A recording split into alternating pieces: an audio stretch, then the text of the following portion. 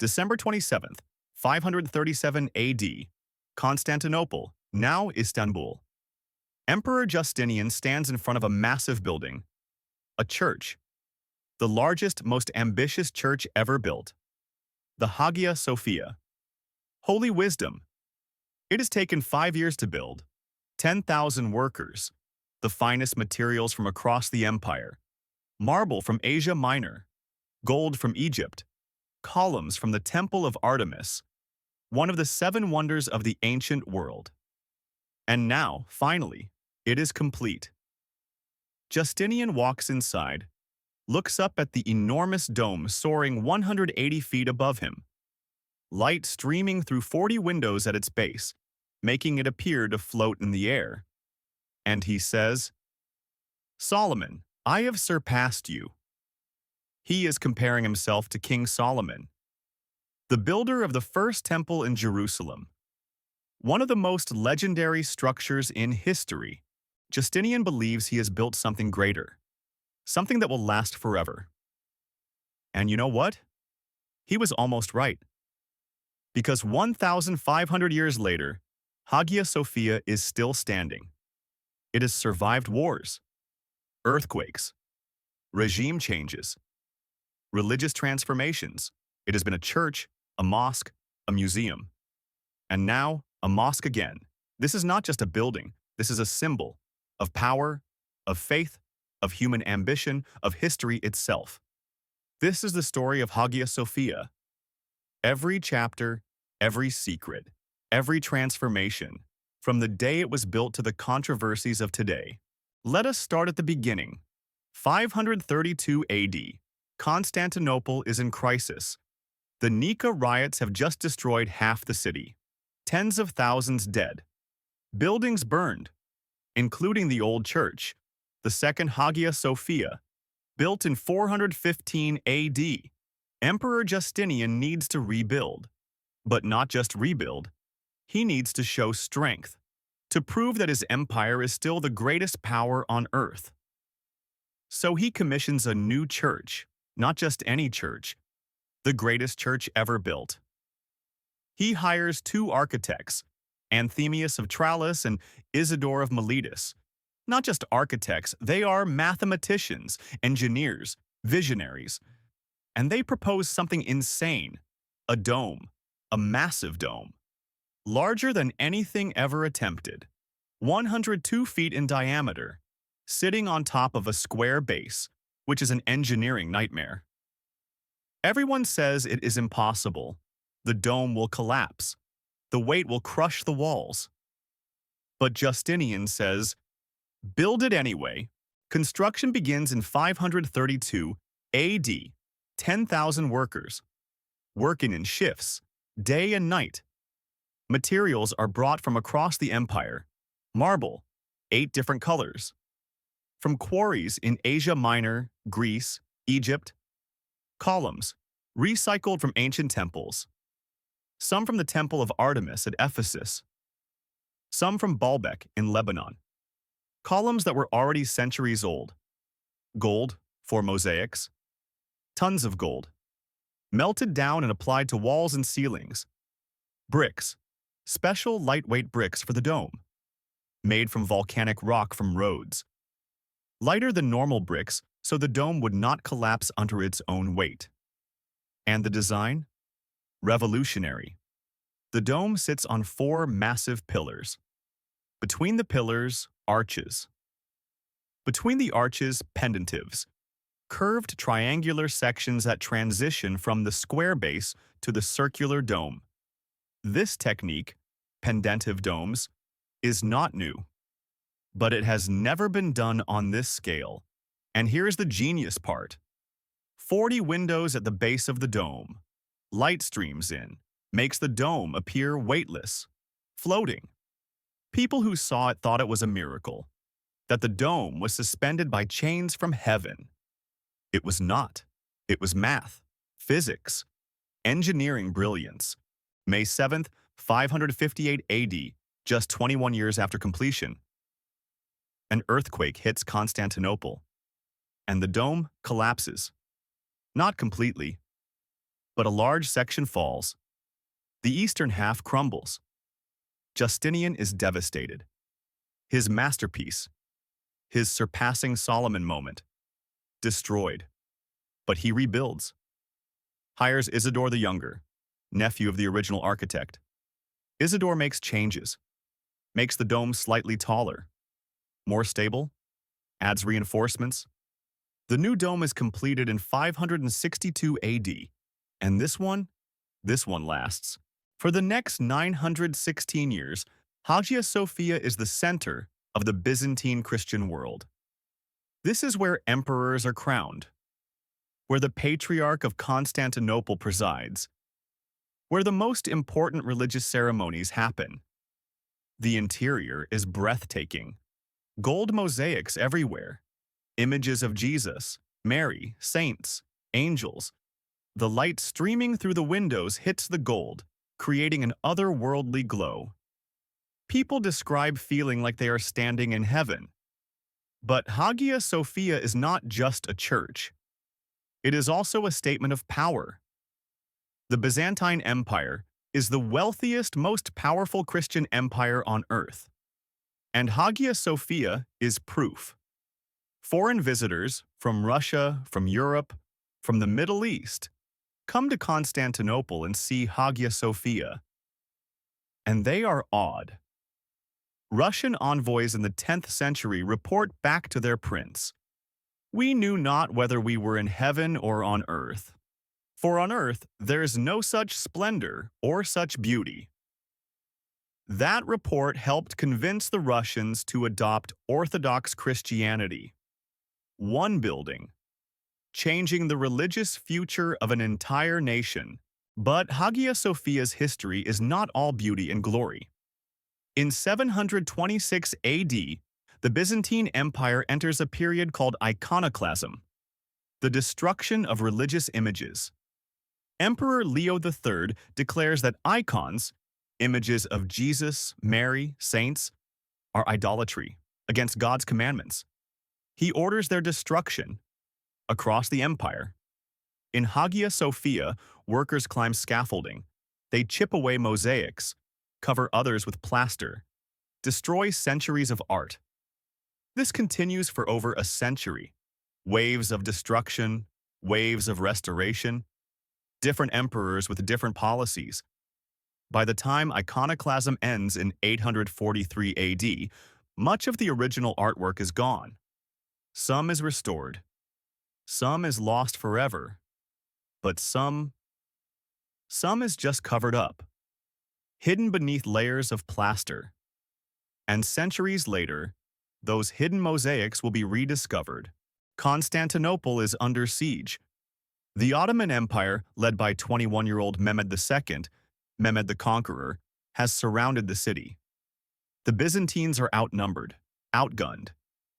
But they hold on, for weeks. And every night the people of Constantinople gather in Hagia Sophia, praying, begging God to save them. But on May the 29th, 1453, the walls fall. Ottoman soldiers pour into the city, fighting, looting, chaos. And some of them head straight for Hagia Sophia. Inside, thousands of people have taken refuge. Priests, citizens, families, all crowded together, praying. The doors are barricaded, but the soldiers break through. And then, Mehmed himself arrives. He enters Hagia Sophia, looks up at the dome, the mosaics, the gold, and he makes a decision. This building will not be destroyed, it will be converted. Hagia Sophia will become a mosque. Mehmed orders immediate changes. The altar is removed, replaced with a mihrab, a niche indicating the direction of Mecca. A minbar is added, a pulpit for the imam to give sermons. The bells are silenced. No more church bells. Christian symbols are covered. Mosaics of Jesus, Mary, saints, all plastered over, not destroyed, just hidden. Why not destroy them? Some historians think Mehmed admired the artistry. Others think he wanted to avoid angering Christians too much. Or maybe he just wanted to claim the building as a symbol of conquest. Either way, the mosaics are covered, but not gone. 4 minarets are added over the following decades. Tall towers for the call to prayer. They are added asymmetrically, not perfectly aligned, because they were built at different times by different sultans. And just like that, Hagia Sophia transforms. From the greatest church in Christendom to one of the most important mosques in the Islamic world. For nearly 500 years, Hagia Sophia is a mosque. Ottoman sultans pray here, add their own touches, calligraphy panels, a sultan's loge, a library. The building is maintained, repaired after earthquakes, reinforced, loved. Because the Ottomans see Hagia Sophia as a symbol of their own power. The conquest of Constantinople was the greatest victory in Ottoman history, and Hagia Sophia is the trophy. But here is something interesting. Despite being a mosque, Hagia Sophia retains its Christian past. The structure is Byzantine. The architecture is Christian. Even the mosaics, though covered, are still there. It is a hybrid, a palimpsest, layers of history written over each other. And everyone knows it. February 1st, 1935. Hagia Sophia stops being a mosque. Why? Because Turkey has just become a secular republic. Mustafa Kemal Ataturk has abolished the Ottoman Sultanate and Caliphate, and he is transforming Turkey into a modern, secular, Western-style nation. Ataturk decides that Hagia Sophia should be neither a mosque nor a church. It should be a museum, a symbol of shared heritage, of history, of art. The plaster is removed, slowly, carefully, and the hidden Christian mosaics are revealed. After 500 years, the face of Jesus reappears. Mary, saints, angels. Restoration teams, Turkish and international, work for decades, uncovering, preserving, documenting, and for 85 years, Hagia Sophia is a museum, one of the most visited tourist attractions in Turkey. Christians can admire the mosaics, Muslims can appreciate the calligraphy. Everyone can marvel at the architecture. It is neutral ground, a bridge between faiths. But not everyone is happy about it.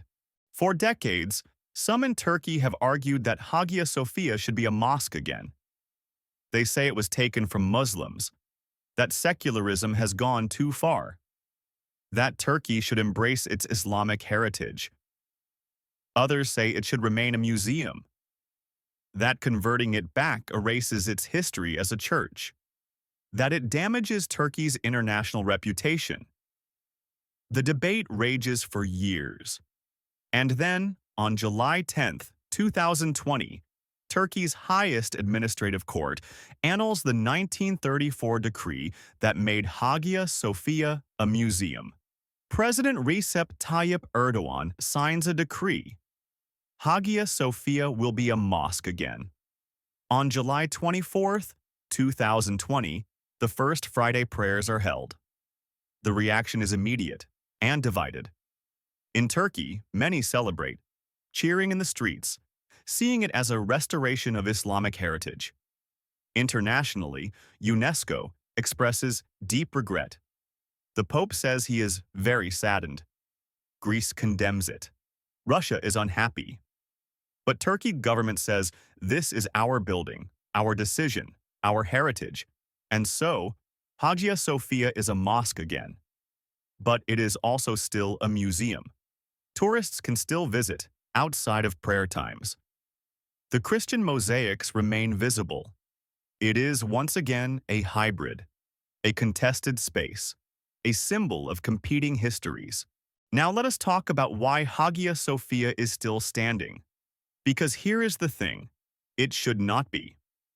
Istanbul sits on a major fault line. Earthquakes are frequent. And over 1,500 years, there have been dozens of major earthquakes. So how has Hagia Sophia survived? The lightweight dome, made from special volcanic bricks, lighter than normal stone. The pendentives distribute weight away from the center, spread it across the four main pillars. Flexibility. The structure is not rigid. It can sway slightly during earthquakes, like a tree bending in the wind. Constant repairs. Over centuries, every time there is damage, it is repaired, reinforced, strengthened. Modern engineers have studied Hagia Sophia extensively, and they are amazed. The building incorporates principles of earthquake engineering that were not officially discovered until centuries later. How did the Byzantine architects know? Maybe experience, maybe intuition, maybe genius. Either way, it works. The hidden secrets. Let us talk about some things most people do not know about Hagia Sophia. 1. The Viking graffiti. Yes, Viking graffiti. On the marble railing of the upper gallery, there is Norse runic writing, carved by a Viking. It probably says something like, Halfdan was here, the medieval equivalent of graffiti. How did a Viking end up in Hagia Sophia? The Byzantines employed Viking mercenaries, the Varangian Guard, elite soldiers. This was probably one of them, bored during a long church service. 2. The Weeping Column. There is a column in Hagia Sophia with a small hole. Damp. Always slightly wet. Legend says it was blessed by Saint Gregory the miracle worker. If you put your thumb in the hole and make a wish while turning your hand, it will come true. Tourists have been doing this for centuries. The marble around the hole is worn smooth. 3. The Cold Spot. There is a spot in Hagia Sophia, near the imperial door, where the temperature is always noticeably colder. No one knows why. Some say it is a draft. Others say it is supernatural. Believers say it is where the angel appeared to guard the church. 4. The Hidden Rooms. Hagia Sophia has rooms that have been sealed for centuries. Some were storage, some were tombs. Some, nobody knows. Occasionally, during restoration, workers discover a sealed door, a hidden passage, a room that has not been opened in hundreds of years. What is inside? Often just dust and rubble. But the mystery remains. 5. The Mosaic of Justinian. There is a mosaic above one of the doors. It shows Emperor Justinian offering Hagia Sophia to Mary and the Christ child. For centuries, this mosaic was covered, forgotten. When it was uncovered in the 20th century, historians realized this is Justinian's own vision of himself as the builder of God's house. It is propaganda, but beautiful propaganda. Hagia Sophia is not just a building, it is a symbol. For Christians, it represents the glory of Byzantium, the center of Eastern Orthodoxy, a martyr to the conquest of Constantinople. For Muslims, it represents the triumph of the Ottoman Empire, the conquest of one of Christianity's holiest sites, a symbol of Islamic heritage. For secularists, it represents the separation of religion and state, the idea that heritage belongs to everyone. For nationalists, it represents Turkish sovereignty, the right to do whatever they want with their own building. For historians, it represents the complexity of history, the layers, the conflicts, the beauty that emerges from contested spaces. Everyone sees something different in Hagia Sophia. And maybe that is the point. So what happens next? Hagia Sophia is aging. The structure is under constant stress. Earthquakes, weather, millions of visitors every year. Conservationists worry. The building needs maintenance. Careful, expert maintenance. Will it get it? Turkey says yes. Critics are not so sure, and there is always the question. What happens in the next political shift? Could it become a museum again? Could access be restricted? Nobody knows. What we do know is this. Hagia Sophia has survived 1,500 years. Empires, earthquakes, wars, religious transformations. It has been a church, a mosque, a museum, a mosque again. And through all of it, the building itself remains. The dome, the mosaics, the columns recycled from ancient temples. A reminder that history is not simple, that the same space can mean different things to different people, that beauty and controversy can coexist. Hagia Sophia is not going anywhere, and neither are the debates about what it means. If this journey through 1,500 years of history, architecture, faith, and controversy fascinated you, if you are sitting there thinking about all the layers of meaning in one building, hit that like button. Because history is not just about dates and facts. It is about symbols, about contested spaces, about buildings that refuse to be defined by one story. And Hagia Sophia is the ultimate example. We are uncovering all these complex histories, the places where empires clash, where faiths overlap, where the past refuses to stay buried. So if you want more content that makes you see history differently, subscribe and hit that notification bell. Drop a comment. Should Hagia Sophia be a mosque, a museum, or something else? Have you visited? What did it mean to you? Thanks for watching.